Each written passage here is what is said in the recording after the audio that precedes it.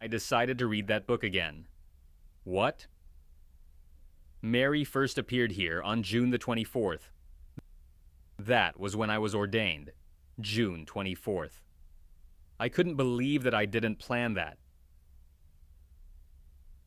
There is no doubt in my mind that Our Lady called me to become a priest.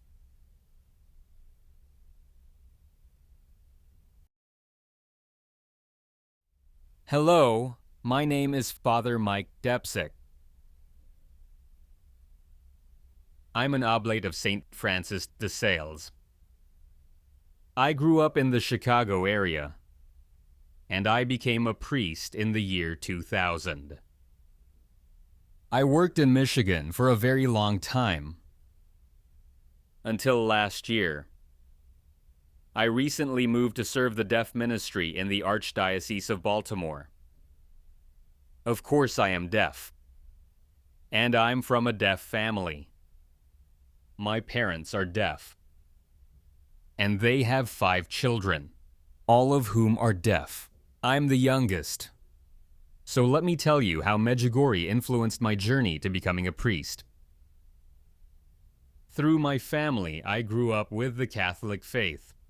My parents took me to church often. We also have a deaf church where the priests would sign, and sometimes, that church might be too far, so we would go to a different church, a local parish. It was a hearing church, but really, we didn't understand what was being said. But my parents forced us to go to church regardless, because we were honoring God. It was difficult for our faith, because we couldn't understand in our own language. I eventually went to a Catholic school, a boarding school in Ohio where I lived for a while. They taught us about our Catholic faith, but it was more like they were teaching us about God, not teaching us how to know God, how to have a personal relationship with God. So I knew about God, but I really didn't know God. When I was 17 years old, I was an exchange student in Australia. I stayed there for 1 year. I lived with a host family who were born-again Christians. They had a huge influence on my life. What really inspired me was how they lived. They lived Christ. They were serious about their faith. They followed Jesus. And I decided at that time that I was not going to continue being Catholic. When I went back to America, I had decided to leave the Catholic Church. So after 1 year, when I went back, I had to finish my senior year of school at the deaf school. During that period of time, 6 months, I refused to receive Holy Eucharist.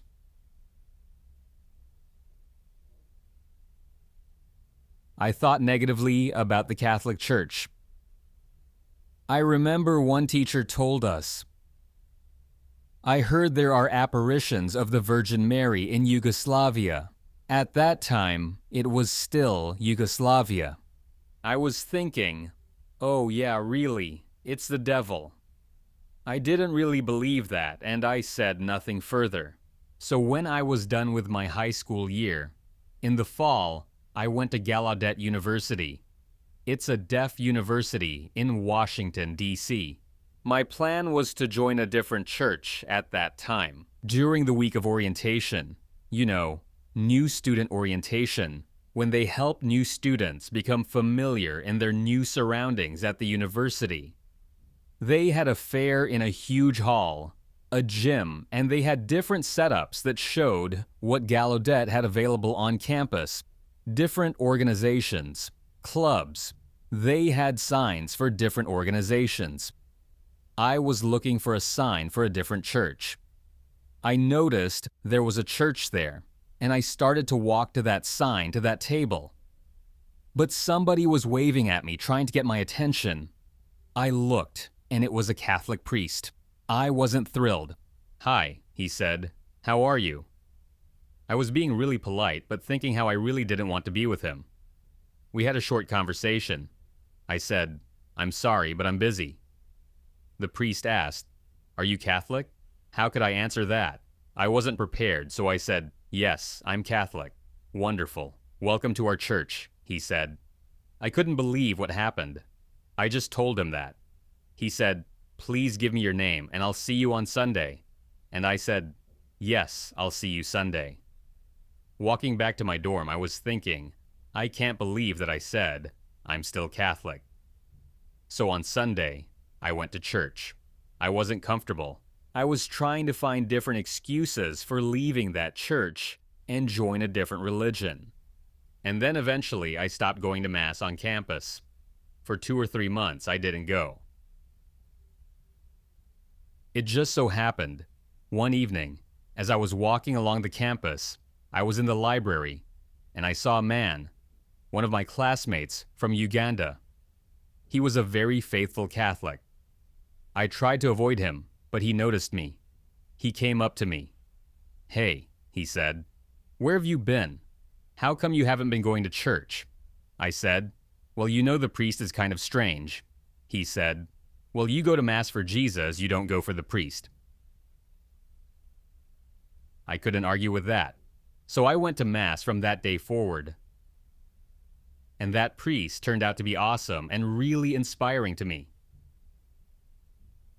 Remember, I was a young man. I was only 18 years old at that time.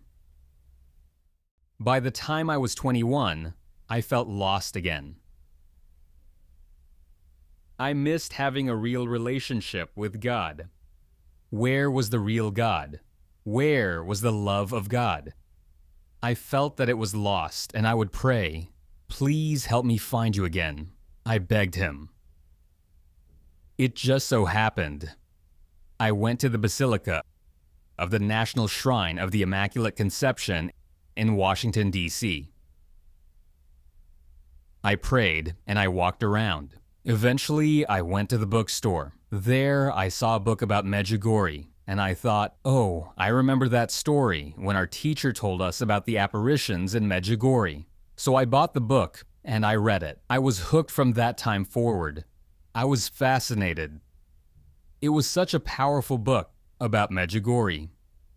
Honestly, at that time, I didn't know how to pray the rosary. I tried to teach myself how to pray the rosary. I was looking at different books, different manuals.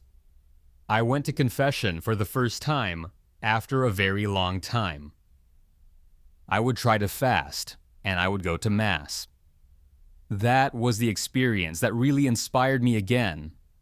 It was what I needed. I call myself a born-again Catholic. I was 21 years old at this point. One day, early in the morning, maybe 3 or 4 o'clock in the morning, I had a dream. And in my dream, I was still asleep. In that dream, I woke up and realized that I was back in the dormitory at my old boarding school. I couldn't understand why I was back in my old school. I looked at all these people around. I looked down, and I was wearing priestly vestments. I was shocked. I don't remember going to the seminary to study to become a priest. I was confused. I walked around the building, and on the side of the building, there was a chapel, and there were people in the chapel. They were saying, "Hi, Father." I replied, "No, I am not a priest." They said, "Yes, you are a priest. You will say Mass today, for us."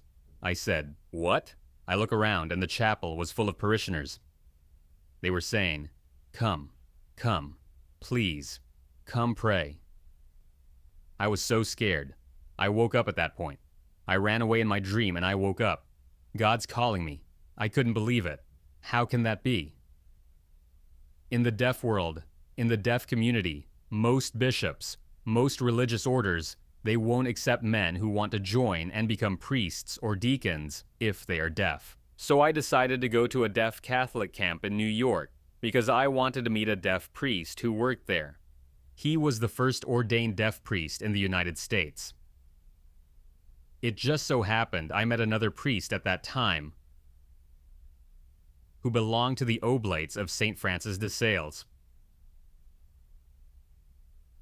That's how I ended up joining the Oblates of St. Francis de Sales.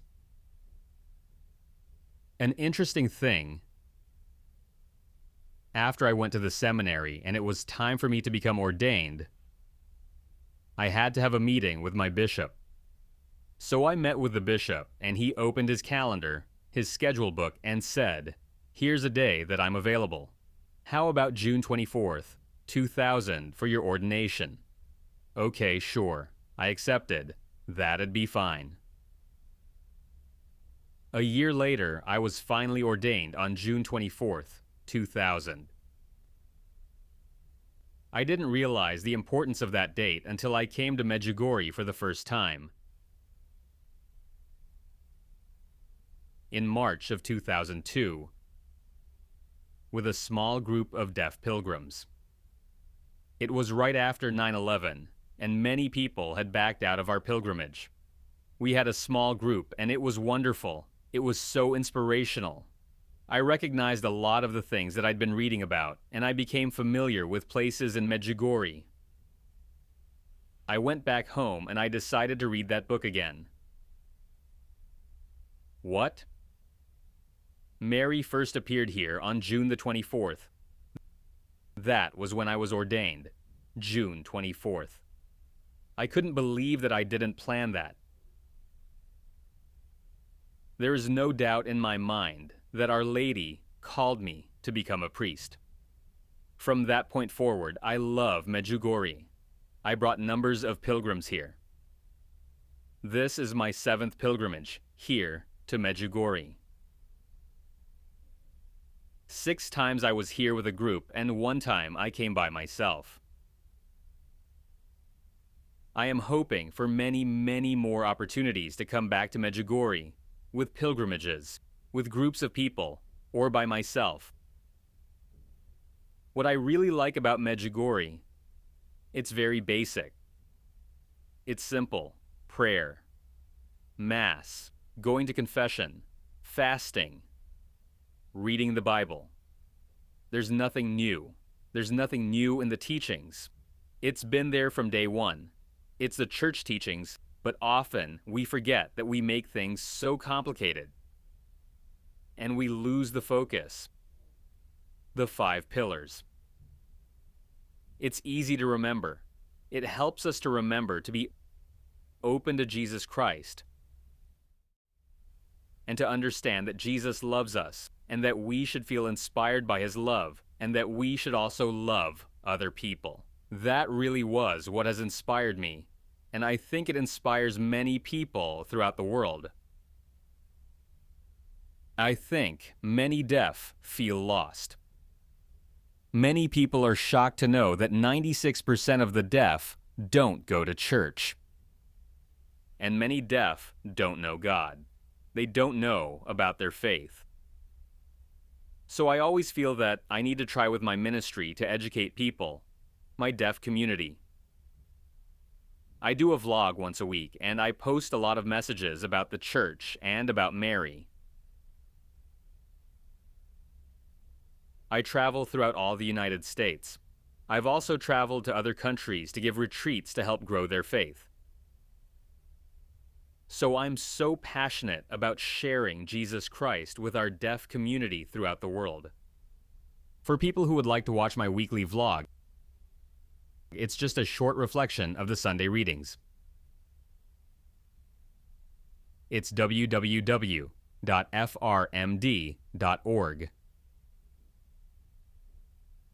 www.frmd.org.